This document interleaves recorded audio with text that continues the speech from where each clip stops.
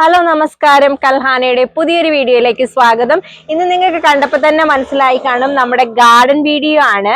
അപ്പൊ ഒരുപാട് പേര് വന്ന് കമന്റ് ചെയ്ത് ചോദിച്ചിരുന്നു ഈ വർഷം എന്താ ഇതുവരെ ഗാർഡൻ കാണിക്കാത്തതെന്ന്. അപ്പൊ ഇന്നത്തെ വീഡിയോയില് നമ്മുടെ ഗാർഡൻ ടൂറിന്റെ വിശേഷങ്ങളാണ്. അപ്പൊ വായോ വീഡിയോയിലേക്ക് പോവാം. ഇതിപ്പോ മുൻവശത്തെ ഗാർഡൻ ആണ്. അവിടെ കുറച്ച് ഉള്ളി നിപ്പുണ്ട്. നമ്മുടെ ചുമന്നുള്ളി ഇല്ലേ, ചുമന്നുള്ളി നട്ട് അതിങ്ങനെ പാകമായി വരുന്നുണ്ട്. അപ്പൊ ഉള്ളിപ്പൂ കട്ട് ചെയ്യുന്നതിന്റെ ഒരു വീഡിയോ ഞാൻ എടുത്തു വെച്ചിട്ടുണ്ട്. അത് ഫേസ്ബുക്കിൽ ഇടാൻ വേണ്ടി എടുത്തതാണ്. ആ ക്ലിപ്പ് കൂടി ഞാൻ ഈ വീഡിയോയുടെ കൂടെ ആഡ് ചെയ്യുന്നുണ്ട്. അപ്പൊ നമുക്ക് എന്തോരം ഉള്ളിപ്പൂ കിട്ടിയെന്ന് ഒന്ന് നോക്കിയിട്ട് വരാം. വായോ, നമുക്ക് കുറച്ച് ഉള്ളിപ്പൂ കട്ട് ചെയ്തെടുക്കാം.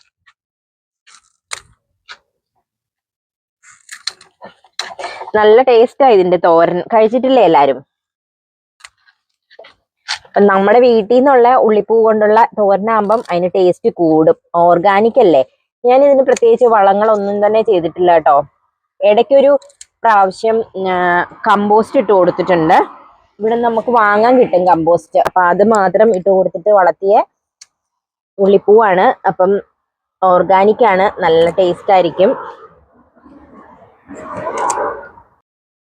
ഇത് കണ്ടോ, ഇത്ര ഉള്ളിപ്പൂ ഇട്ടിട്ടുണ്ട്. നമ്മുടെ ആവശ്യം കഴിഞ്ഞുകൊണ്ട്. അപ്പൊ ഇന്ന് കുറച്ച് ഫ്രണ്ട്സിനും കൊടുക്കാം, നമുക്കും തോരനുണ്ടാക്കാം. കണ്ടില്ലേ, ഞാനൊരു 10 ഉള്ളി നട്ടതാണ്. അപ്പൊ എല്ലാവർക്കും ഇതൊക്കെ വീട്ടിൽ ചെയ്യാൻ പറ്റുന്നതേ ഉള്ളൂ. അപ്പൊ എല്ലാവരും ഇപ്പൊ ബാൽക്കണിയിലാണെങ്കിലും ഒക്കെ കുറച്ച് ഉള്ളിയൊക്കെ നട്ട് നോക്കും. ഉള്ളി അല്ലെങ്കിൽ എന്തെങ്കിലുമൊക്കെ പച്ചക്കറികൾ, നമ്മുടെ ഗാർഡനിൽ ഉണ്ടായ പച്ചക്കറികളാകുമ്പോൾ നമുക്ക് ഭയങ്കര സന്തോഷമാണ്. ഇപ്പൊ വീടിന്റെ പുറകുവശത്തേക്ക് വന്നിട്ടുണ്ട്. ഇവിടെയാണെങ്കിലും ചെടികളും പച്ചക്കറികളും ഒക്കെ ആയിട്ട് മിക്സ് ആയിട്ടുള്ള ഒരു ഗാർഡൻ ആണ്. ഫ്രൂട്ട് ട്രീസും ഉണ്ട്. റോസൊക്കെ ഇങ്ങനെ പൂത്ത് തുടങ്ങുന്നതേ ഉള്ളൂ കേട്ടോ. ഈ റോസിലൊക്കെ പൂവായി വരുന്നതേ ഉള്ളൂ കേട്ടോ. നല്ല ബ്രൈറ്റ് റെഡ് ആണിത്. നല്ല ബ്യൂട്ടിഫുൾ ആയിട്ടുള്ള ഒരു റോസാണിത്. റോസിന്റെ തന്നെ പല വെറൈറ്റീസ് ഉണ്ട്. പലതും നമ്മൾ ഇവിടെ ഗാർഡൻ സെന്ററിൽ നിന്നൊക്കെ വാങ്ങി വെച്ചതാണ്. പിന്നെ ചിലതൊക്കെ കമ്പ് ഫ്രണ്ട്സിന്റെ വീട്ടിൽ നിന്നൊക്കെ കമ്പ് കൊണ്ടുവന്ന് നട്ട് വളർത്തിയതും ഉണ്ട്. അപ്പൊ ഇതൊരു ചെങ്കൽ കളറ് റോസാണ്. ഇത് വേറൊരു റെഡാണ്, ഒരു ഓറഞ്ച് റെഡ് ആണ്. ഇതിലിങ്ങനെ പൂ ആയി വരുന്നതേ ഉള്ളൂ. 2 പൂക്കളായിട്ടേ ഉള്ളൂ. ചെറിയൊരു റോസാണിത്.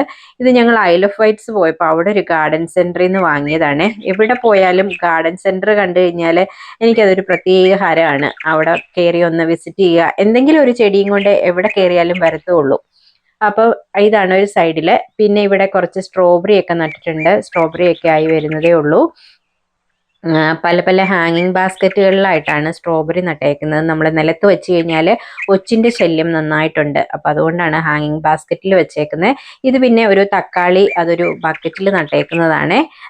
അതിന്റെ ഇലയും ചെറിയ ചെറിയ കുരുപ്പുകളെല്ലാം കട്ട് ചെയ്ത് നിർത്തിയേക്കുവാണ്. അപ്പൊ അങ്ങനെ കട്ട് ചെയ്ത് നിർത്തുമ്പോഴാണ് അതിൽ നന്നായിട്ട് വിളവുണ്ടാകുന്നത്.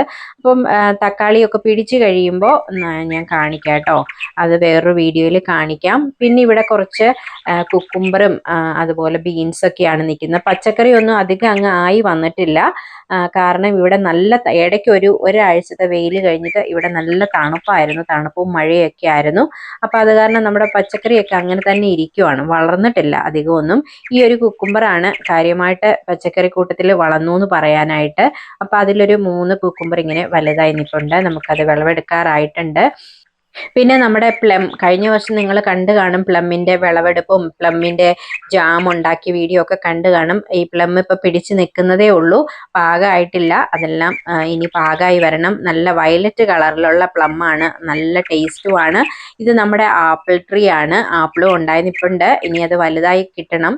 ഇപ്പൊ ഇങ്ങനെ കണ്ണിമാങ്ങ പാകത്തിന് ഇങ്ങനെ കിട്ടുന്നതേ ഉള്ളൂ, നിൽക്കുന്നതേ ഉള്ളൂ. അതിനി പാകമായി മൂത്ത് വരേണ്ടതുണ്ട്.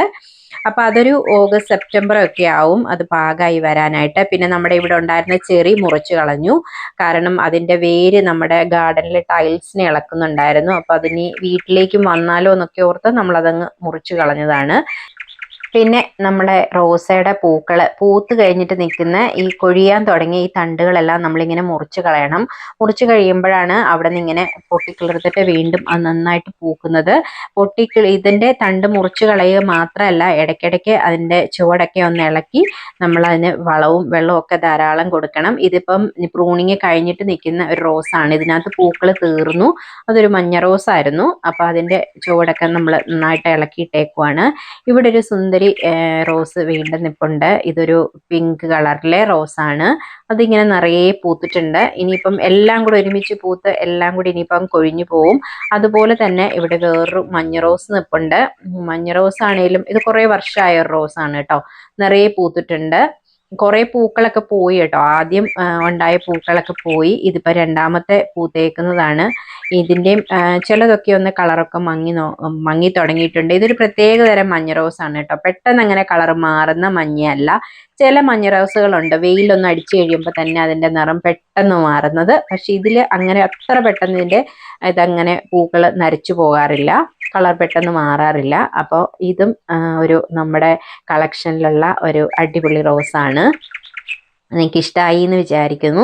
അപ്പോൾ റോസിനിടുന്ന വളങ്ങളൊക്കെ ഞാൻ ഇനി അടുത്ത വീഡിയോയിൽ കാണിക്കാം കേട്ടോ. ഇത് ഈ കോർണറിലെ ഒരു നക്ഷത്ര റോസ് എന്നൊക്കെ പറയുന്ന പോലത്തെ ഒരു വെള്ള റോസാണ് നിൽക്കുന്നത്. ഇതും നിറയെ പൂത്തിട്ടുണ്ട്.